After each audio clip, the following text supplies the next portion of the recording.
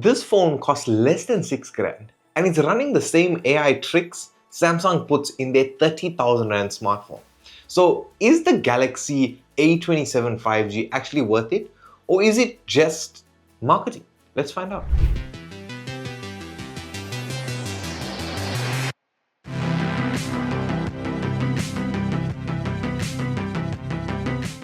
So like how we mentioned, this is the Samsung A27 5G, announced in June of 2026 and now on the shelves in South Africa. And here's the interesting bit.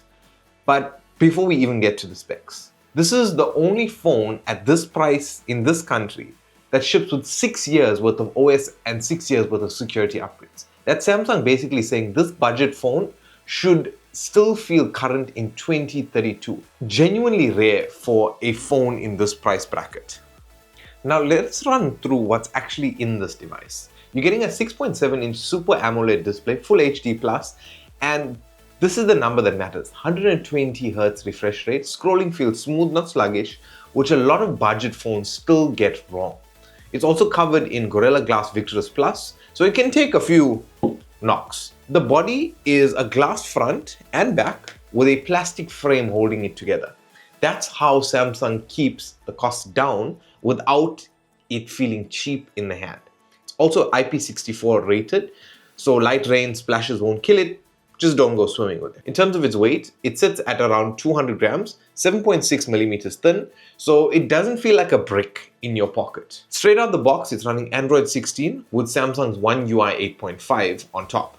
And like I mentioned, 6 years of updates is the headline story here. Under the hood, it's a Snapdragon 6 Gen 3 and octa-core chip built on a 4nm processor. Not a gaming chip, but for everyday use, WhatsApp, social media, streaming, browsing, it keeps up just fine, right?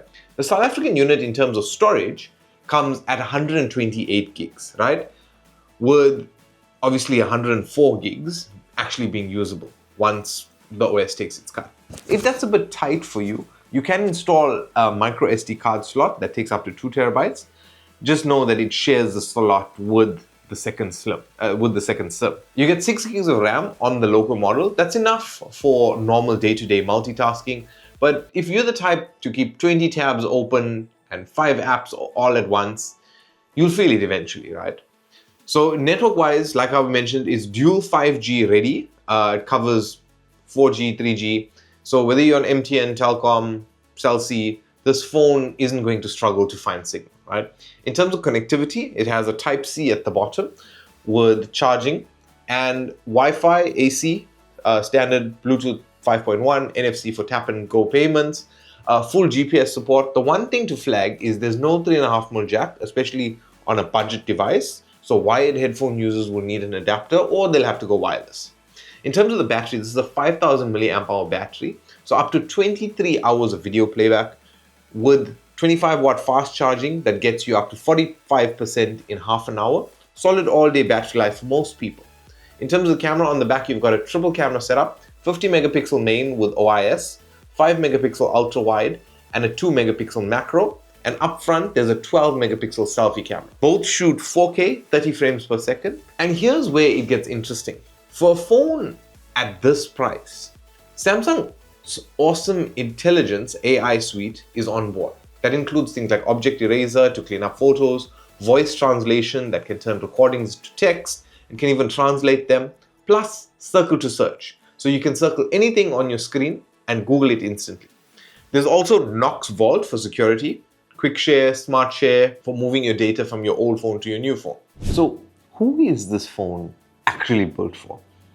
Honestly, this isn't a phone for gamers or creators chasing the best camera on the market. This is for someone buying their first smartphone, upgrading from a much older device, a parent buying a phone for their teenager, or anyone who wants the Samsung ecosystem and all of those AI features without having to pay flagship money.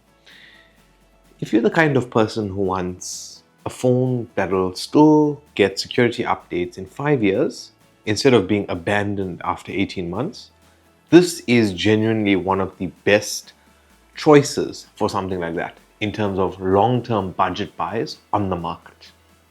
Now, Let's talk price. In South Africa, you're seeing the Galaxy A27 5G going for around 5,999 through Vodacom, 6,100 on Amazon, and about 7,500 from Hirsch. Shop around because that's a meaningful difference for the exact same phone, right? You can just shop your choices and see where you can pick it up at the best price for you. Now, let's break down the pros and the cons with this device, right? Starting off with the pros, you get a genuinely bright, smooth, and 120Hz AMOLED screen at this price point. You get 6 years worth of security and software updates, best in its class for longevity for a budget phone. You get IP64 splash resistance and Gorilla Glass Victorous Plus toughness. You get a capable 50 megapixel main camera with OIS stabilized shots. You get real AI features trickling down from Samsung's flagships, object eraser, voice translation, that are actually useful, not just gimmicks. You get all-day battery with fast charging as well, and an expandable storage if you need more than the 128 gigs it comes with. Now, on the side of the cons, it's a mono speaker, so no stereo sound, which some competitors have at this price point, right? There's also no 3.5mm headphone jack, which is quite fundamental in a budget phone nowadays for some reason. Bluetooth 5.1 may feel dated for a 2026 device, and I can only imagine what it's like later on. It also uses virtual proximity sensing instead of a physical sensor, so worth keeping an eye on in real-world use. And the ultra-wide and macro lenses are noticeably weaker than the main camera, especially in low light. The 6 gigs of RAM on the local unit could feel tight if you're a heavy multitasker and later on as the phone ages. Now, honestly for me, the story here isn't about the camera or the chip, it's the software support. 6 years worth of updates on a sub 6,500 rand phone is Samsung doing something most budget brands just don't do. And if you're looking for raw performance, best camera under 6,000 rand, there might be sharper choices out there. But if you want a phone that still feels secure and current years from now, with all the AI features backed into them, then the A27 5G is definitely worth you having a look at. So yeah guys, that is a look at the Samsung Galaxy A27 5G. The bottom line here is the A27 isn't trying to be a flagship, and it's not trying to be a high tier A device either. It's AI equipped entry point into the Galaxy ecosystem that South Africans are looking for long-term budget phone users, which is genuinely thoughtful of Samsung. But yeah, that brings us to the end. With the mention of Samsung, a huge shout out to Samsung South Africa for sending out this device for me to review and to share my thoughts with you guys. If you enjoyed this video, you can let me know by giving a like rating video. If you aren't already subscribed, make sure you subscribe so you don't miss on any of our future videos. And as always guys, thank you very much for watching. My name is Prashant and I will catch you in the next video.